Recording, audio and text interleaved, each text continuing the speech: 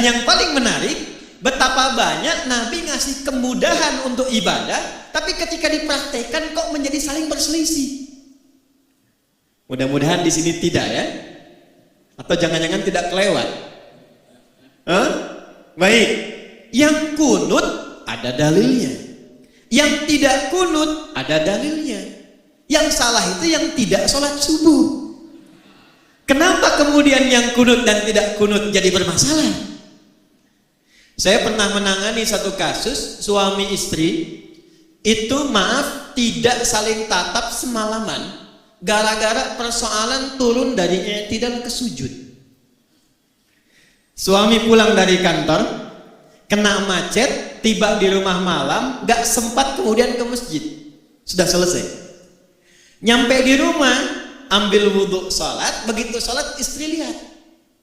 Ternyata sujudnya itu turun dulu lututnya. Begitu lututnya turun, istri lihat. Begitu salam, assalamualaikum, assalamualaikum, selesai sholat. Ini persoalannya bu, tanpa muqaddimah. Langsung istri komen pada suaminya, papa sholatnya salah katanya. Jiwa laki-laki bangkit. Yang pemimpin siapa? Apa ciri khas pemimpin itu? Ciri khas pemimpin bukan tegas, ciri khas pemimpin tidak mau dipimpin. Hanya menerima usulan, jarang kemudian menerima saran. Istrinya berkata, ini kisah nyata, papa sholatnya salah. Memang kenapa mah? Harusnya bukan lutut dulu, telapak tangan dulu yang turun, baru lutut. Kata suaminya, mama yang gak baca hadis. Bertengkar malam, tak saling tatap, punggung-punggungan, besoknya diputuskan datang ke kami. Ternyata saya lihat dua-duanya gak tahu hadisnya. Istri belajar dari Ustadz A, suami belajar dari Ustadz B. Begitu saya tunjukkan, Pak Ibu, dua-duanya ada di kitab yang sama, di Sunan Abu Daud. Ini yang pakai lutut duluan, nomor hadis 838 dari Wa'il bin Hujur. Yang pakai telapak tangan cuma beda 2 nomor. Nih kiri atas Abu Hurairah, nomor hadis 840. Wa'il itu masuk Islam duluan dan dibandingkan Abu Hurairah. Saat Wa'il masuk Islam, nabinya masih segar, ikut perang Badar, ikut perang Uhud. Wa'il lihat Nabi sholat, turunnya pakai lutut karena lututnya nggak bermasalah. Abu Hurairah masuk Islam di tahun ke-7 Hijrah. Nabi usia 60 tahun, 3 tahun sebelum meninggal. Di suasana itu banyak hadis menunjukkan lutut beliau bermasalah. Kadang sholatnya pakai tongkat, kadang nyindir ke tiang-tiang, nyender ke tiang karena lututnya bermasalah. Usia 10 lutut bermasalah. Abu Hurairah lihat kalau lutut bermasalah, Nabi turunnya pakai apa? Ternyata telapak tangannya dulu. Jadi mau pakai lutut, pakai telapak tangan, dua-duanya ada.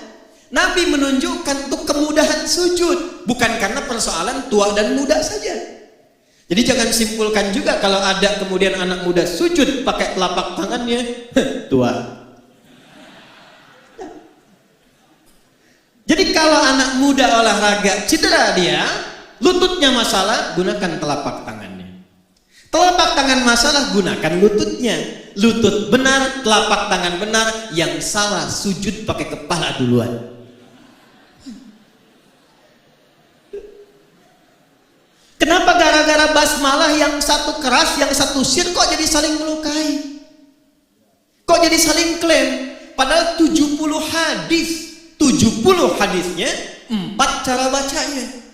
Bisa dijaharkan Bismillahirrahmanirrahim. Bisa disirkan Bismillahirrahmanirrahim. Maaf, kalau sudah silent, sir, tidak usah ditempel ke mic. Bismillahirrahmanirrahim. Itu jahar namanya.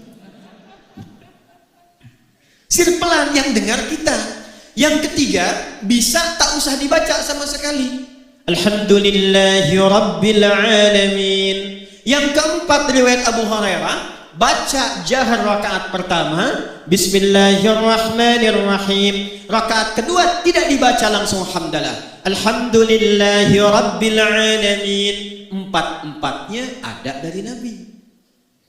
Diajarkan oleh Nabi pada sahabat, sahabat mengajarkan, dirangkum oleh 4 imam besar dipilih oleh mereka. Imam Abu Hanifah An-Nu'man wafat tahun 150 Hijrah, memilih langsung baca hamdalah. Imam Malik lahir 93 Hijrah, memilih langsung baca hamdalah. Imam Muhammad bin Idris Asy-Syafi'i lahir 150 Hijrah, saya pilih yang jahar karena ini tidak baca, populerkan yang dibaca supaya diketahui.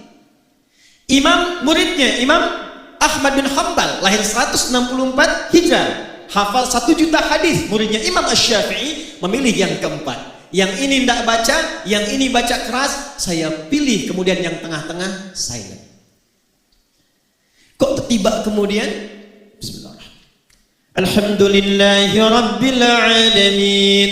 Ini Muhammadiyah nih. Bismillahirrahmanirrahim. NU. Padahal zaman Nabi belum ada Muhammadiyah, zaman Nabi belum ada. Yang NU benar, yang Muhammadiyah benar, yang salah yang tidak sholat. Saya 2010 itu tugas di Mekah, menerima jemaah pertama Isya. Qadarullah imamnya Syekh Sudes. Begitu sudah mengatakan istau, istaqimu, takbir, Allahu Akbar. Alhamdulillahi Rabbil Alamin. Itu komen jamaah samping saya persis, pertama masih ingat saya, iki imamnya Muhammadiyah ya. Jadi Muhammadiyah cabang Masjidil Haram. Nah ini yang harus diperkaya para ulama kita itu. Muhammadiyah bagus, NU bagus, persaudarakan semuanya. Muhammadiyahnya, persisnya, dewan dakwahnya, ketemu di masjid yang sama. Yang pimpin ini kunut, yang tidak kunut aminkan. Allahumma hdina fi man hadait, belakang amin. Gantian begitu, yang pimpin yang tidak kunut, yang makmum tidak perlu sujud sahwi. Paham? Takbir.